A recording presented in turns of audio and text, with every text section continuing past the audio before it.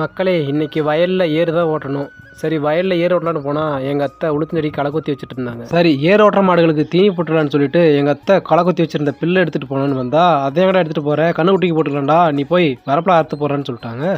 வந்து பார்த்தா ஏர் ஓட்டுற வயலில் ஏர் மாடுகள்லாம் மேய்ஞ்சிட்டு இருந்தது. இப்போ எங்கள் பொட்டல் வெளியாக தெரியுது பாருங்க, இந்த ஏரியாவை தான் நம்ம பேர் ஓட்ட வேண்டியதாக இருக்குது. வயலில் ஒரு கொய்யா மரம் இருக்குங்க, அதில் எதனா கொய்யாப்பழம் இருக்குமான்னு சொல்லிட்டு பார்த்தேன், அதில் எதுவும் இல்லை. சரி ஒரு வழியாக அருவாவை எடுத்துக்கிட்டு நானும் வயலில் வரப்புகளில் பில்லு அறுக்கலான்னு சொல்லிட்டு கிளம்பிட்டேங்க. பில்லு அறுக்க போன இடத்துல வெண்டைக்காய் ஒரு காய் இருந்தது. சரி அதை எடுத்துகிட்டு நானும் சாப்பிட்டுட்டே இருந்தேங்க. திடீர்னு பார்த்தா ஒரு அதிர்ச்சிங்க. பக்கத்துலேயே ஒரு கல் வலை. இதுங்கிட்ட மட்டும் எப்பயுமே வச்சிக்கூடாதுங்க. வரப்பில் இருந்த பில்லு எல்லாத்தையும் அறுத்து முடிச்சதுக்கப்புறம் இருந்த பில்லு எல்லாத்தையும் சாயந்தரமாக போட்டுக்கலான்னு சொல்லிட்டு எடுத்துகிட்டு வச்சுட்டு ஏரை போட்டு ஆரம்பிச்சிட்டேன். ஏர் மாடுகளை பிடிச்சி உழ ஆரம்பிச்சுட்டே இருந்தபோது திடீர்னு எங்கள் அண்ணன் ஒருத்தர் வந்து டே ஏர் மாடை குடுறா நானும் ஓட்டி ரொம்ப நாள் ஆகுறான்னு சொன்னார். எனக்கு காலெல்லாம் சரியான வலிங்க, ஏன்னா தொடர்ந்து 3 மணி நேரமாக ஓட்டிகிட்டே இருந்ததுனால.